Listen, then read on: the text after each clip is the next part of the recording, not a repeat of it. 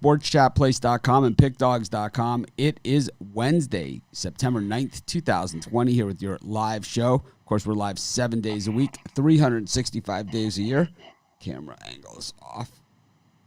Got to adjust that thing. Anyways, we're here. We do free picks in every sport. Of course, it's Mitch from sportschatplace.com and pickdogs.com, live from the doghouse. Doing the NBA picks, NHL picks. We've got Major League Baseball today. We've got a full card of games. And, of course, we have Brian Bittler, Rod Zawacki, and Chris Ruffalo with me as well to go through and break down all the games. Tomorrow is the start of the NFL season. Boy, it just doesn't feel like NFL opening night, does it? It's just an odd thing.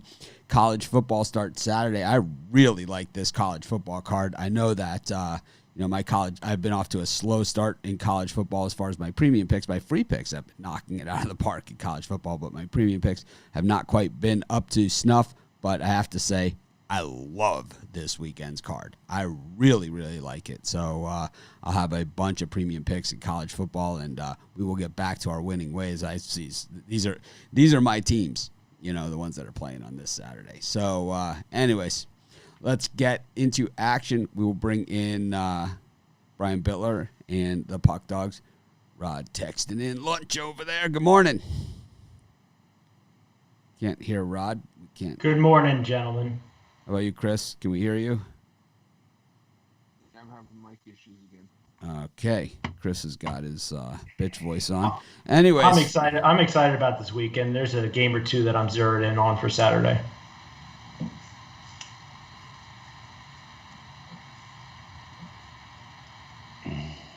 Anyways. Got, NBA going on tonight. I swept last night's card again. And, I've only had really one bad day since the NBA restart, and that was a couple days ago. But last night, easy money on the Lakers. I mean, it was they basically took half the game off and still managed to win. We lost Brian. I don't know what. No, we lost Rod. That's who we lost. Let me set up another screen here because this is a mess. Me, Chris, Brian, and we'll do.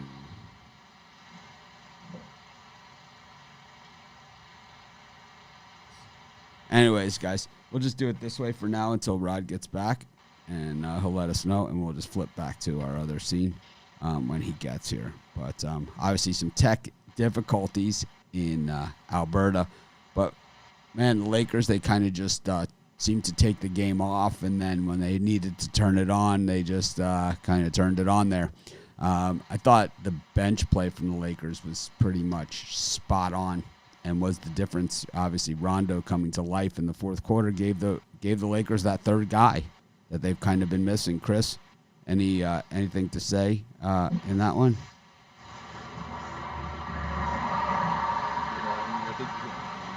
No, I guess not. Brian? I'll tell you what, I'm ready to wave the white flag almost in the NBA. I mean, I got a good feeling about one game tonight, but, man, I've just been swinging and missing, so I'm ready for college football to keep up what I did last year. Well, if you bought up my NBA package, you would have been in pretty good shape because I am number one on the NBA leaderboard. Not a spot where I've been all that often over the years, to be honest, but I don't know, something about this restart. Everything came crystal clear to me. And it's been crystal clear. And, I've had two games where I was really off. But I telling you, watching the games and watching the pace and kind of ignoring a lot of that other outside noise, has really served me well in the NBA. Kind of like a lot of times I do look at, outside line movements, and I look at where the public is, and I look at, all these different things. But with the NBA, I've just been watching all the games, and to me, it's just crystal clear when, the teams, it's been a limited, it's a limited pool, and it's not, the teams aren't traveling all over the place and back-to-back nights on the road and all these different other factors. And it's like, so a lot of those other things go right out the window, and it's basically what you see is what you get. And it's made it for me crystal clear. For other people, it's muddled it because this. I mean, is not you're kicking ass. I mean, for me, that's what I do. Numbers, lines. I mean, I'm just like lost out there. I guess is what you could say. I'm mad at myself, but I'm going to come back and get some winners in college football, NFL. But NBA's got me frustrated, super frustrated. We've got Rod back with us. Rod, we're just talking about last night's NBA. We didn't want to skip over any of the action without you. So, we were just talking about, the way the Lakers kind of just, didn't do much. And then they just, now we lost Bittler. Now we lost Chris. Man, this is not our best show, I'll tell you that much. Chris is now back. Let's see what we got. All right. So we were just talking about how the Lakers really didn't do much last night, and then all of a sudden the fourth quarter they just flipped the switch and it was easy. And that, the NBA in the bubble has been just a different NBA than we're used to seeing, and a lot of those numbers and trends and, stats and all that other stuff kind of go out the window because we're just limited. It's been a limited pool of teams in one specific sealed environment. And it takes the home crowd, it takes altitude, it takes all those crazy things that we see in the NBA out of the equation. So it's been, for me, it's made it, super easy because I'm a game watcher. And, I mean, if I could say, if I could hit, 65% winners in every sport, that would be kind of, I would kind of pack it in at that point. If I had a year where I went 65% plus across the board in all the major sports, I would walk. I would say I'd kind of leave, and I'm out, right? I'd be done. But I think the books would have trouble keeping the doors open if it was progressed like it has in the NBA. I mean, yeah, why? I mean, the public was all over the Rockets last night. I just crushed that, but I'd say it was about 50-50. No, they were all over the Rockets. We'll all over the Rockets. LeBron's never a player on a team that people aren't betting on. They're always a heavily bet. The Lakers are always heavily bet. So I don't know. I think it was about 50-50. What numbers I was looking at. It's not what I saw, but. Sorry. I think it was between 50 and 60% of the money was on Houston last night. I think. That's what I thought. Close to 60. Yeah, close to 60. How Vegas paying you with those horrible picks? I don't know. The 65% I've gone in NBA. I have no idea. I love these comments. It's like, let's just make a random bullshit guess with no picture and no accountability, and we'll just act like we're God. It's like. The numbers say that you're an idiot, Roderick Kemp. Let's find your Facebook profile and see your ugly baby mama. Show it to everybody. Probably got some ugly ass kids too. Anyways, speaking of ugly ass, Chris, you got your mic fixed? Is it working now? A little bit better. Not quite up to snuff. Say this. I've been playing with it since we went on the air. I'm gonna find Roderick Kemp. Yeah, he's not a troll. He's just a moron. He's too stupid to be a troll. Actually, I was looking at a place in Tahoe, so possibly getting a summer place in Tahoe, which most people would go there for the winter, but I don't like snow. But really like Tahoe. All right. Well, let's just get to today's NBA and see if we can get the crowd rolling here. I know that everyone wants me to shut up and give out picks, and so I usually, when I get those comments, I just add another extra minute or two of talk. We've got the Celtics up against the Raptors. The world on the Celtics here for good reason. It's all over. It's say hasta la vista, Raptors. Brian, what do you think? Man, asking me, guys should just take the opposite of what I'm taking. That's what I've been doing. But the under is cashed 7 times in a row when these two teams have met up. I'm definitely going to be going under, and I'm going to put $50 on the Raptors. I can't believe that they're going to just check out like that. This is a proud team, well coached.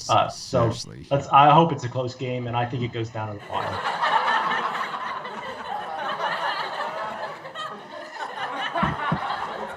Anyways, Chris. You better have that sound effect queued up back to back. 'Cause I'm going to take the Raptors on the money line here. I think imagination. No, I think I just think the Raptors. I had this series going 7 from the beginning, whether the Raptors win or lose. I think this one. I think the Raptors win this one and force Game 7. I think when the ball came bouncing off the hoops and you saw the Celtics going like 5 feet over the top and slamming them down in the Raptors' face, it kind of was like, I think we're done with you guys. Rod? For me, no Serge Ibaka, no chance. Who's going to step up for Serge? I don't see anybody in there. Take Boston. I mean, this series is done. Yeah, imagine if they had Hayward. Finito. Yeah. Anyways, we got the Clippers against the Nuggets. We saw that same lazy-ass Clipper defense that we've seen all season long. Last game out, just had no answers for the Nuggets shooting.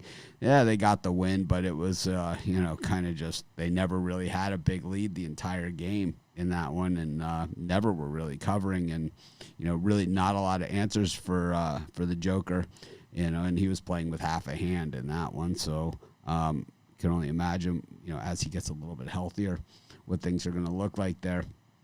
You said at the beginning of the season, I thought Denver was a team that could really shake things up. And throughout, if you go look at my Denver videos, and I'm not saying, spend the day looking at my Denver NBA videos from the year, but if you look at my Denver NBA videos from the year, I kind of was disappointed when they didn't play well. And I would say this is a team that I had scheduled to, possibly pull an upset in the playoffs and move on or whatever. But I just think that what we saw last time from Denver in that cover, and Brian always talks about numbers and, statistics and everything. If you had Denver last game and I didn't, that's the sharpest pick I've seen in the entire NBA season. Not even just the restart, just from start to bottom. If you had Denver last game, that was the sharpest pick I've seen in a long time, because I'll tell you, the Clippers never got close to covering. They won the game and still never got close to covering in that game. These lines have been crazy in this series, and the only game that we saw was the one where Denver was flat on their ass in Game 1, and I like the Clippers in that one. But the Nuggets really showing who's boss in this one. They have so many options, and I know that the Clippers on the high end have Kawhi and Paul George, but and Lou, in the fourth quarter, but Denver has some guys that they have answers, they have answers. And that's why this is a great series. I could see this one going 7. I'll tell you what, 39 and 8. Please tell me you're on the Clippers. Well, I have a premium play on the side there, so I can't go into it. But 39 and 18, last 57, it's going under when these two teams have met up. So I'm going to go $50 on the under here. Contested. I think Clippers maybe play some defense here. It goes under. They haven't played defense all season. Chris? Yeah, I'm on the Nuggets. I think we have another close game on our hands if the Nuggets don't win this one outright. So give me Denver. Yeah, I think Nuggets outright for me. Rod?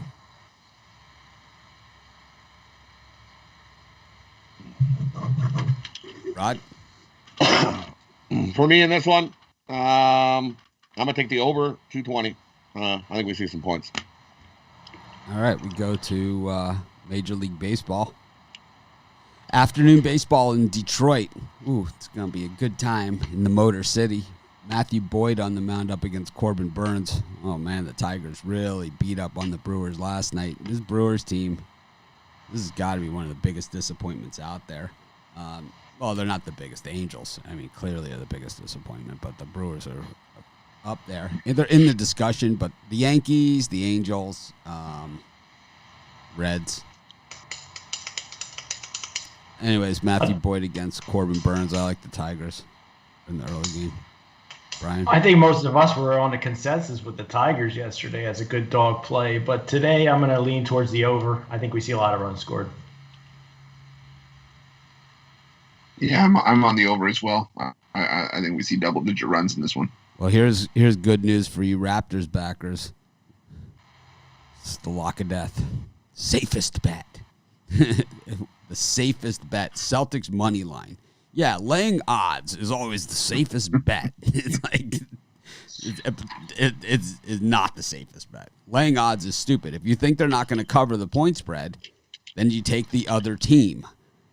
Betting is all about money management. You can have a losing record and still make money if you bet it correctly. You can have a winning record and still lose money if you bet it incorrectly. Betting money line favorites is a good way to go broke. It's a very good way to lose your entire like minus 150 with the Celtics. If you bet money line favorites last night, you probably lost your entire bankroll or most of it in Major League Baseball.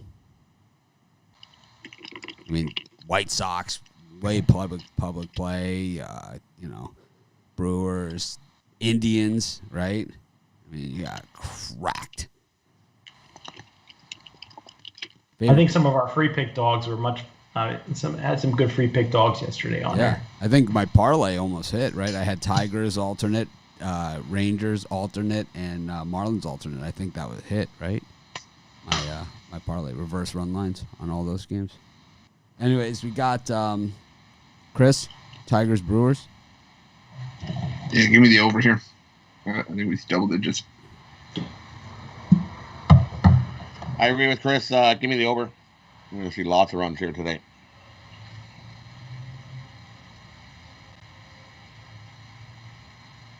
Yeah, so this guy, you guys need to just pick and go for real. See, what you should do then is you should just go to the website and read the picks there, or you can buy our premium picks, and then you can just read them as fast as you want. That's your answer. Anyways, got the Royals and the Indians, Carlos Carrasco, up against Danny Duffy. I know Rod's a big Duffy guy. Brian? Slightly into the Indians minus 1.5. I'm not a big Carrasco guy, but if I had to bet the game, I would lay the 1.5 here. How about you, Chris? Give me the Royals plus the 1.5. I think this is a one-run game. Rod's chewing his gum on the show. We got... Give me the Indians. Run line. There we go. I was listening, sorry. He's eating his breakfast sausage. It's whatever, man. Got I like the Indians in this one. Carrasco, he's like Murder Incorporated against the American League Central, against everybody else. Got Dunning against Brubaker in Pittsburgh after the White Sox blow the lead and then lose the game. What a mess that was. That was like the White Sox that I know. That was my White Sox last night. Brubaker's been pretty good. Dunning, I think, has not been. I think he's a guy to look for to the future, but I don't think the present has been all that bright, where he's minus 175. But, the Pirates have not been stringing together wins, and the White Sox have not been stringing together losses. Brian? I'm going to take a shot here at the Pirates for a small $25, $50 bet somewhere in there. I think the Pirates, nice plus money here at home. My parlay on Pick Dogs on the front of Pick Dogs hit yesterday. It definitely hit. The one that I do, the daily video, that one hit for sure. And the dog of the day hit, Lance Lynn. How about you, Chris? Yeah, I'll lean towards the Pirates here. How about you, Rod? I'll take the White Sox in the run line. Bounce back after their loss yesterday. They're not going to lose twice to the Pirates. Got the Blue Jays and the Yankees. Tanner Roark against Debbie Garcia, and the Yankees now 500 team, 2-8 in their last 10 games. Really, the wheels are off the cart. Something's wrong in the world today. I'm going to lean towards the Yankees. I mean, this team's got to start winning sometime. This is probably their better young pitcher.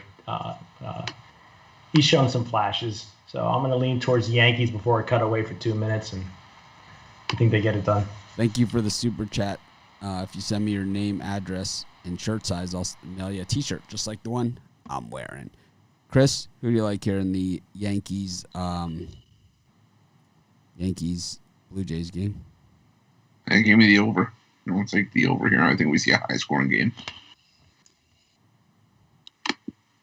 Yeah, I agree with Chris. Give me the over. Remember, there's dogs on this under. Give me the over. I really like the Yankees here. I mean, the Blue Jays here. The Yankees are just terrible. There's no reason to go on them. It has little to do with the pitching staff has been terrible. But on top of that, the bats have been even worse.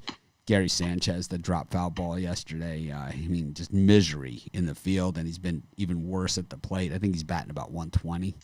I think that's part of the problem.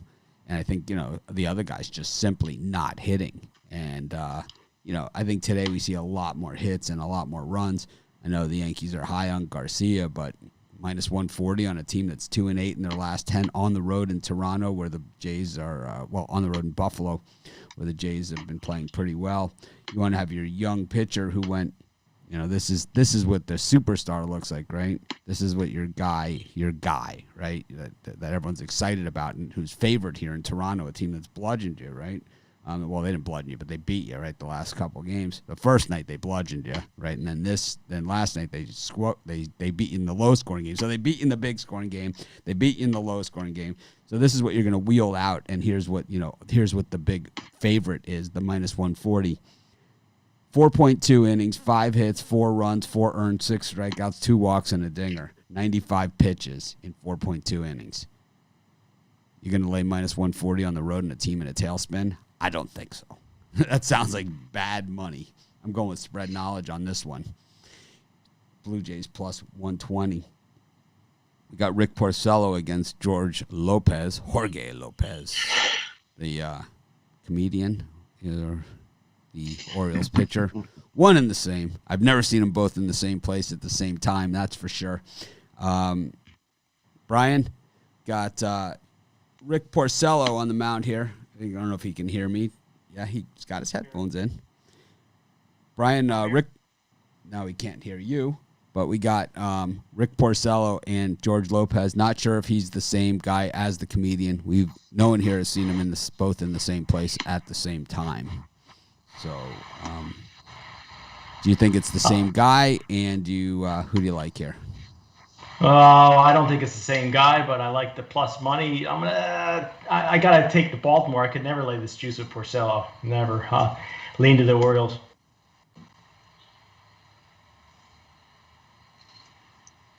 I'll take the under. I think Porcello and Lopez both show up here and give us a good start from both. So give me the under, 9.5. I'll take the Orioles here. Give me the Orioles. I'm not taking no Porcello. No thanks. Yeah, I'd like the over. We saw a ton of runs yesterday, and I think we see a ton today. Got the Marlins up against the Braves. Now, don't look now, but the Marlins have now won the first 2 games of this series. Sixto was all over the Braves yesterday, and the Marlins bats. Now a game over 500. The Braves 24-18. So they're tied in the loss column, but the Braves have the 5 games in hand in the win column on them. So this is actually a really big game.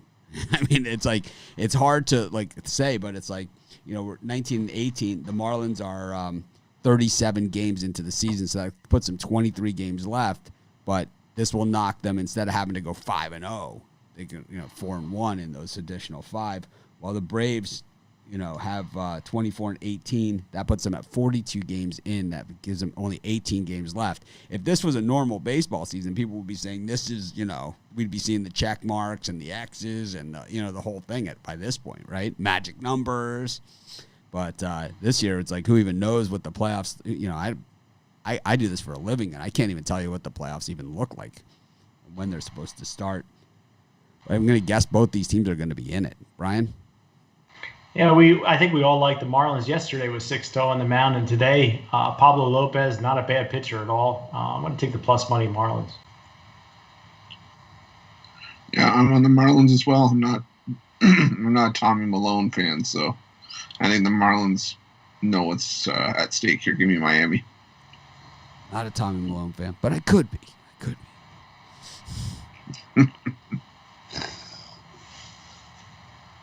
Give me the Braves here. I'll take the Braves to bounce back and get a win here today.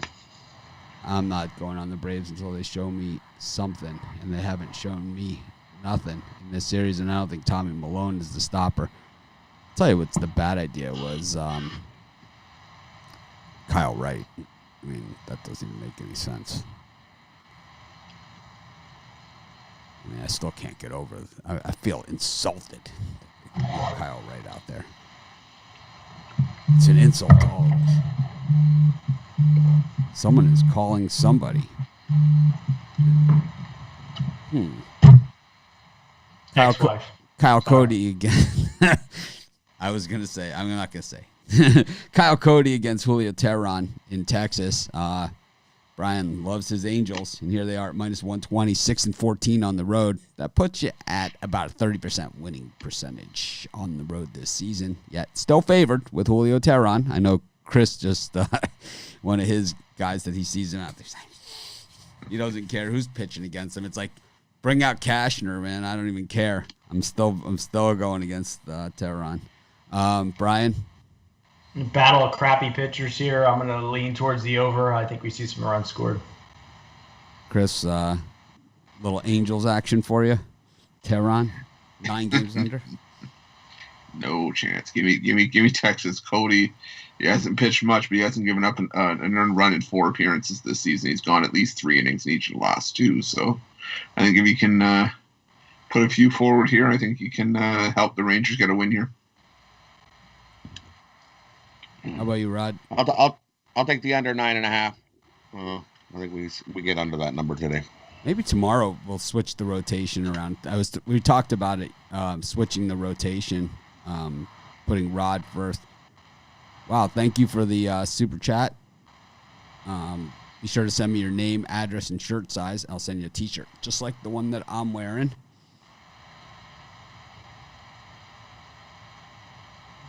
Got Senzatella up against Zach Davies. Man, this has been a hitters series.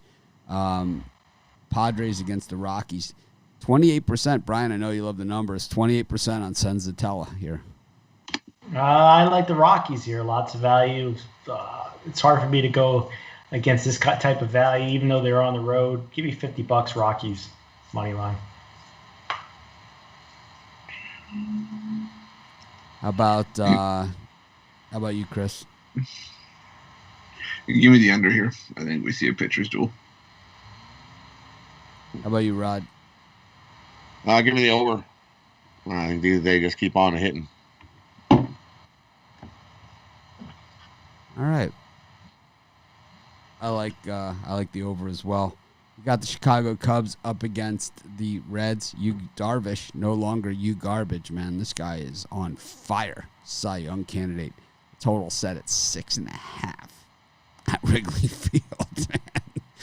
6.5 is this is like the NHL. This is like we saw NHL totals higher than this.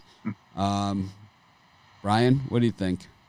Hey, Hugh Money is a good name for him. I think both pitchers go 7 strong innings. I think it still dips under that low number. Give me the under. How about you, Chris?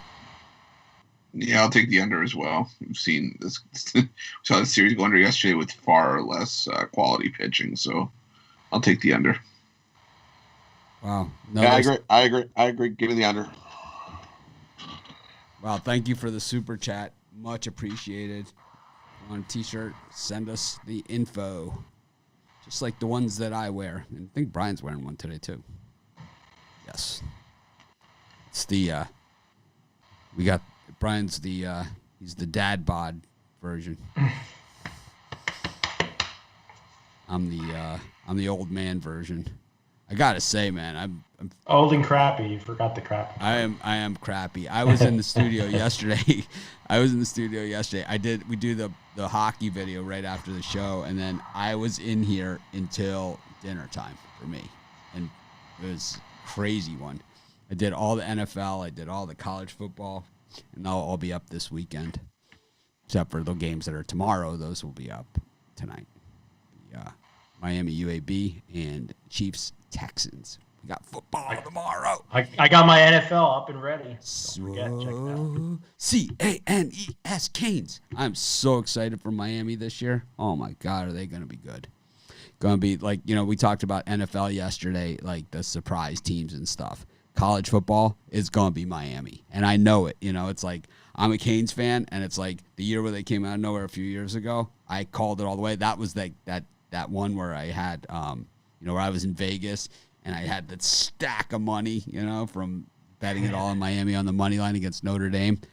This is that type of year for the Canes. You don't think their offense comes out a little slow against UAB, maybe? Oh yeah, De'Aaron King is really known for a slow. He's a stud. No doubt about stud. Because Miami never has NFL talent at the skill positions. It's just the quarterback that's held them back. Look at every NFL team. They have a Miami running back and a Miami wide receiver. They're going to score 1,000 points this year. They're going to score 1,000. This is going to be one of the best offensive years Miami's ever had. They are stacked. They're stacked. Lorenzo Ledyard had to transfer. That's how stacked they are. If you look at Miami's running backs throughout, from going all the way back to 1995, right? So going back 25 years. Okay, look at every running back on the roster in the last 25 years. They've all been in the NFL. Almost every single one that's hit the field has made the NFL. Every single one of them. So it's like you look at like the 3-4 deep in the Miami backfields at times, right? And you're just like, oh my God, how do you have a team that has Edgerrin James, Clinton Portis, and Frank Gore all in the same backfield? How does that happen? Because nobody, because they grow them on trees down there. That's why, because they just play a different game. How do you have How do you have wide receivers like that? How do guys, that don't even get drafted ended up being superstars in the NFL out of Miami? Because they run 4.3 40s and they don't go to Alabama. That's why, You'll see. I would not worry about the Miami offense slowing down at all. Have they been practicing on normal schedule? Yeah, De'Aaron King threw in the scrimmage. He threw for 9 touchdown passes. Wow. Yeah, like a Miami record. He's the real deal. Miami hasn't had a quarterback. It used to be quarterback you, and they haven't had one in a very long time. I'm really, really, really excited about it. The guy who started last year quarterback transferred. Anyways, back to I could talk Canes football all day. Maybe I should put my jerseys up tomorrow, for my Canes jerseys. I have my Andre Johnson and my Ray Lewis, and got my Edgerrin James, and I got all my jerseys. My I wish Miami and Notre Dame were playing this year. My 52 Ray Lewis is my pride and joy, man. That's like, that's my one. That's the one, Got the Ray Lewis 52 jersey. Sick. That was a sick team. Played behind Sapp. It's like got Sapp, Ray Lewis. It's like a bad day at the office for the opposition. I've been a Canes fan my whole life. It's like I was at the Emmitt Smith game when he got 6 yards against them. The Marshall Faulk -4-yard game against them. Oh, man. Those were the days. Anyways, Luis Garcia and Jesus Luzardo on the mound here as Oakland takes on Houston. Love my Canes. Love them. If people ask me, like, what's your favorite team? Miami Hurricanes. It's like, it's not even close. It's like any sport, anything, whatever. Miami Hurricanes. In that Oakland Astros game, I see it going under the total. I see Luzardo having his best performance of the year. So give me the under here. How about you, Chris? Yeah, give me the under as well. I mean, it's a 5-3 game. Rod? Give me the over. I think we see some runs here between Houston and Oakland today. I'm on the over as well. I think Luzardo just gets bombed every single time. This guy's like so overrated. He's always like a minus 175 guy that gets tagged. And like, you know, it's like you can't take Houston, but at the same time, you know. Got the Diamondbacks and the Dodgers. Clayton Kershaw's minus 280. Your square play of the day. I don't even see any other way to play this thing. Brian? Yeah, you got to go Diamondbacks or just not bet the game at all. I mean, it's just too much value here on Arizona and none with Kershaw and the Dodgers, so lean to Arizona. How about you, Chris? Yeah, I'm the roundest square you'll ever see. I'm gonna go Kershaw and the Dodgers minus 2.5. I think see vintage Kershaw once again, and I think the Dodgers keep the runs for the Diamondbacks to the minimum here. So I'll take the Dodgers minus 2.5. Give me the over here. I think Dodgers might be able to get to that number themselves. Give me the over 9. God, I'm looking at the Miami offense here. It's like, how could it? I mean, if this offense starts slow, then it's going to be a very, very long, disappointing season. I mean, Brevin Jordan is probably a top 5 NFL draft choice at tight end. Cameron Harris runs like a 4.2 40 at running back. Mike Harley was like a top wide receiver out of high school. Mark Pope, same thing. And D. Wiggins, I mean, everyone knows that, right? And so it's like, they're stacked. It's always comes down to the offensive line for them. That's what it always is. But now you got a quarterback that can run. That's a different story. Seattle against the Giants. Tyler Anderson and Nick Margevicius. Man, these Giants are pretty good, right? I mean, 7-3 in their last 10, and the Mariners 7-3 in their last 10. These are 2 great money teams. It makes it hard for me, right? Because I like both of them. Been on both of them plenty. Lost with a small play on the Mariners yesterday, but I'm right back to them. I think the values here with Seattle. It's tough for me to lay that kind of juice with the Giants. Not that it's super juice, but it's a little bit too much that I want to lay. Yeah, I'll take Seattle as well. I like Margevicius, and I think Seattle has a chance here. So give me the Mariners. How about you, Rod? I'll take the over 9. Well, I think we definitely see some runs here. Man, am I excited for this Miami game. I'm just looking up and down the roster. I'm just so excited. It's like, we're going to be good. Everyone's like, oh, Louisville's probably got a good chance to make the championship this year. I'm going to smack them. Well, Miami does have Louisville on deck next week, so, you know, that's a possible look ahead for Miami. Believe me, Manny Diaz doesn't look ahead. Trust me on that one. Manny Diaz is a Miami guy like me. He's like through and through, man. It's like he understands the culture.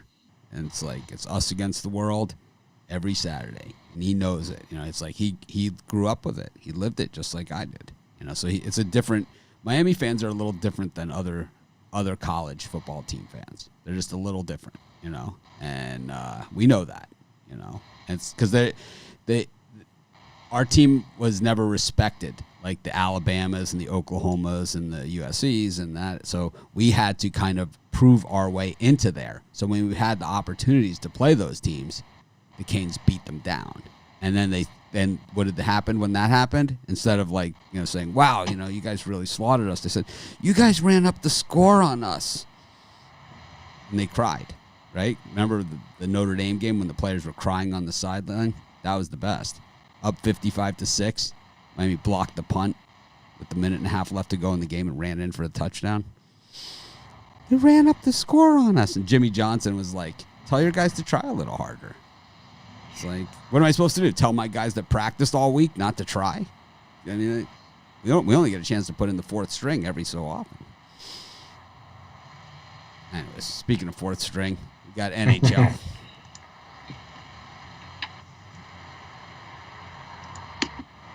Chris is looking at Mitch like he wants to call him a weirdo. Do you want to call me a weirdo, Chris? You can. No, it was a look for something else that was said earlier, but not for. I don't remember. I don't remember what was said, but I know the look that someone was talking about. All right. We did Reds Cubs. All right, we got NHL Tampa Bay Lightning against the New York Islanders. World on the Lightning. And, we did our Lightning video yesterday. 69% on the Tampa Bay Lightning, yet the line drops $5. Brian? I'll tell you what, I think the Lightning are going to the Stanley Cup Finals. That's no mystery, but I think this series gets stretched out a little bit. I'll take the Islanders and the plus money.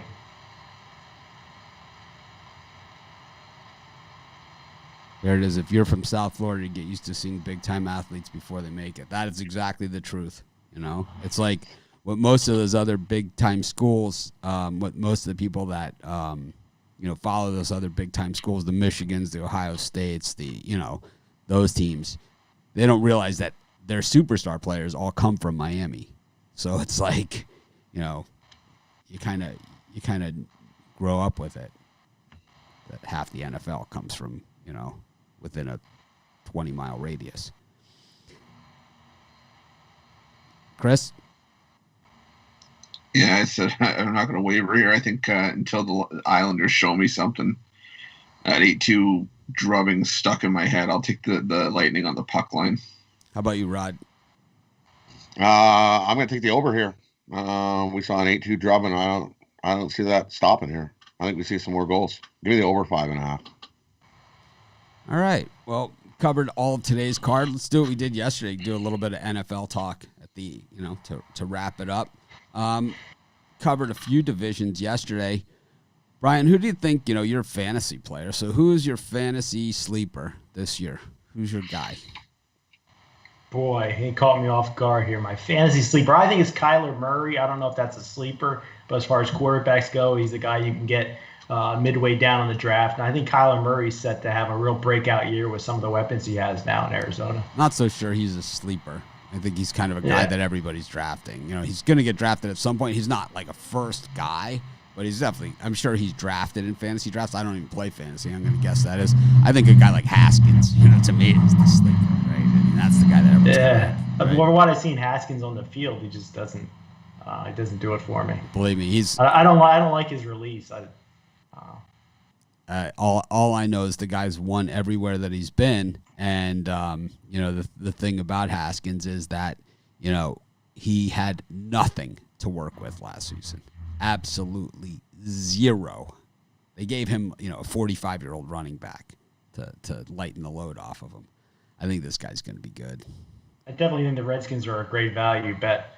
Early on. Brian, it's Washington football team. We are not allowed to say that. We're not allowed to say that other word. It's politically incorrect, even though we all have said it 10,000 times.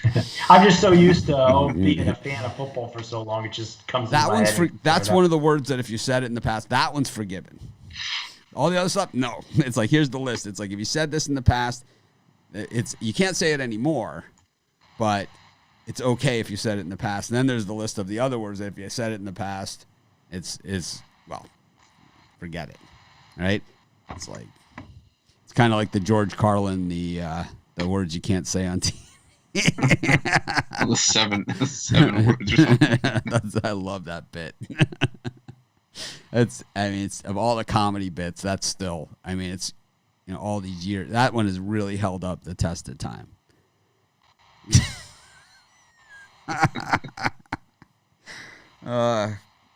Chris, who's going to be the biggest flop out there this year?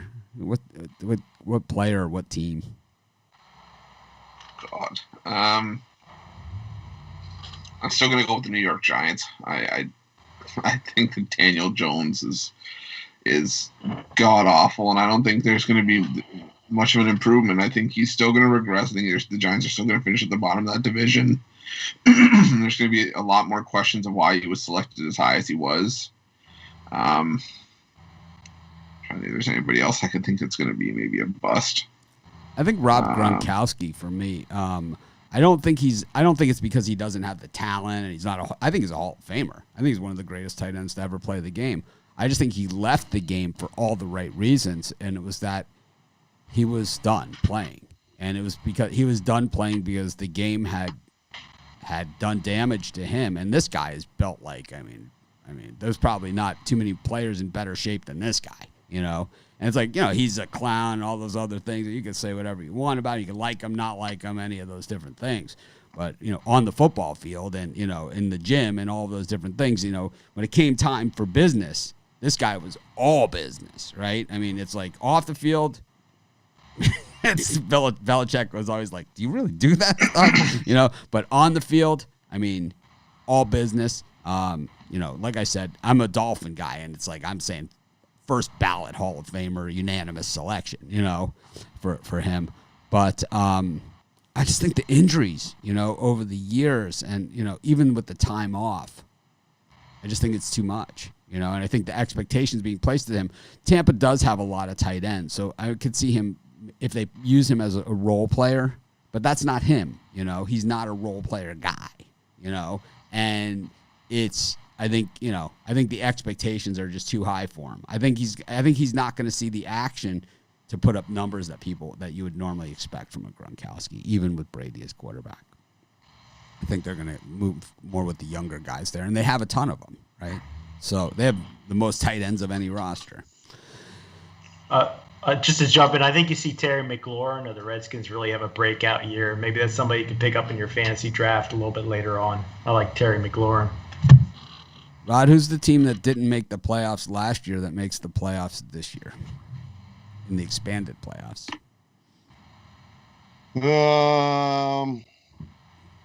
Detroit. I bashed them enough last year, and they got some running backs. Give me Detroit. They didn't make the playoffs. Maybe they sneak in there. Green Bay didn't do anything. Didn't they take the running back that you thought was terrible? That I didn't like? Yeah. Yeah, I know. Yeah. But the more I look, Detroit sleeper, they're quiet. I think they got a chance to make the playoffs in that division. I think it's going to be the Miami Dolphins as the team that didn't make the playoffs last year that makes the playoffs this year. I think, like, with Brian Flores as the head coach, I think when you have a younger team and kind of a piecemeal team like that, and a team that kind of just – Brian Flores is like from the Bill Belichick school of putting the right guys in the right position. You know, not just putting guys in the right position, but putting the right guys in the right position, the right pieces of the puzzle in the right places, and just having them perform, you know, what they need to do to make the play successful, to do their job, right? It's the do your job thing. And I think Flores brought that to Miami. We started to see it at the end of last season. And I think when you do that, you don't need to have a roster full of, you know, $40 million players. You know, you just need guys that can do those roles. And I think the Dolphins have done that. I think when you have guys that are doing their job, you turn the ball over a lot less. And that game, like where they got absolutely shellacked by the Ravens, a lot of that had to do with you know, turning the ball over a lot.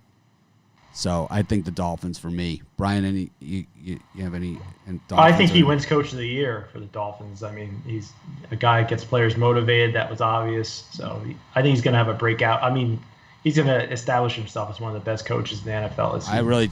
I'm a Dolphin fan. I sat through it, and, you know, I've had this, you know, I've talked about it on the show before when the Dolphins call me, you know, to ask about my tickets and what else they can do for me. And it's like, I haven't been to a game in, you know, forever, but it's like, they still ask me, you know, what can we do for you? And I always say a good head coach and a playoff team, you know, is always my answer. And, I think they finally maybe got it here. I think they do have it I think this guy he could be the guy, you know, he's young enough that he could be there for a very, very long time. You know, he could be, you know, that type of guy, Don Shula, you know, that this is the bar that's been set, you know. It's what the bar's been set. But any other NFL preseason notes here? I mean, we didn't get to do preseason, but who's the Brian, who's your MVP of the NFL this season? I'm going to go with Dak Prescott, Cowboys. Offensively, and how about defensively? Boy. Jadeveon Clowney, Titans. Solid. Chris, who's yours? I think offensively, I'm going to go Patrick Mahomes. I think he has another solid year. And defensively, I'm going to go Aaron Donald. I think he just racks up the sacks again. How about you, Rod? Offense. Mahomes. I don't think you're going to stop Kansas City from repeating. Mahomes wins offensive MVP. Defense. I agree with Brian. Give me Clowney. He didn't play so good last year. I think he has a big year this year for Tennessee. Contract year for him too. I'm gonna go with Aaron Rodgers for the offensive MVP. I think there's no guy that's going to benefit from playing in stadiums with no fans like this guy. This is the guy. It's like if you're looking for the quarterback that's going to have the most benefit of playing in stadiums without fans, Aaron Rodgers. I mean, look at even opening day, right, in Minnesota, which is normally a hornet's nest, right? It's like he's going to go in there with no fans. He's going to carve them up, right? It's like Aaron Rodgers, I think, is good candidate for MVP. I also like Aaron Donald. I think, as defensive, I think he's up there. I think there's probably a few other guys that can do it. I think Bosa, was a big surprise for me. The Bosa on San Francisco. I thought he was pretty special last season. I was highly critical of the choice because he had sat out the season at Ohio State. But anyways. Let's get to the parlays, Chris. All right, let's do Blue Jays money line, Marlins money line, and the Chicago Cubs money line.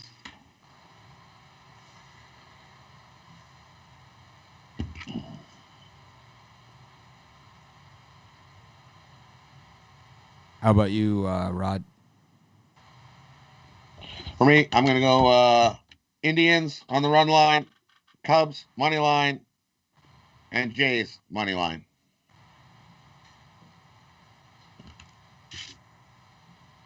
How about you, Brian? I'm going to go Raptors money line, Islanders money line, and Marlins money line. I'm going to go with the Blue Jays money line, back here. Blue Jays money line. I'll go with the Marlins money line and the over in the Orioles-Mets game. That'll be my parlay for today. Anyways, thanks everyone for joining us. Tomorrow is NFL kickoff. Of course, we got my Canes tomorrow, so I'll probably spend the entire show talking about them. So, guys, these guys will talk. We'll let these guys talk about every other game on the board, and I'll talk about my Canes all day long. So I love my Canes, man. Love my Canes. The reason why I do sports, the reason why I follow sports, the reason why I talk about sports, the reason why I do this show, the reason why I know so much about sports is all because of Miami football. I fought my whole life, man. I grew up, my whole childhood was spent in the stands at the Orange Bowl, 120-degree heat watching the Canes, and this is when they were not good. So, anyways, have a great day, everyone. We got the 6 o'clock show, so be sure to tune in to that. My day is Thursday. I'll be on that show, but we'll have a bunch of premium handicappers. Any of you guys on the 6 o'clock show? Nope. Chris is on today. What game you doing? I'm doing the Cubs and the Reds. I'm going to do the total. Cubs and Reds game for Ruffalo on the 6 p.m. show, 100% free. Be sure to tune in. Tony T does a great job with that one. Dana Lane, Joe D'Amico hosting today. I'll be on tomorrow on that show. I'll have something special for NFL or college football. Maybe I'll wear my Canes. Maybe I'll wear my Ray Lewis game worn jersey on the show. Anyways, I'll see you guys tomorrow. Have a great day. Of course, we'll try and act more professional tomorrow.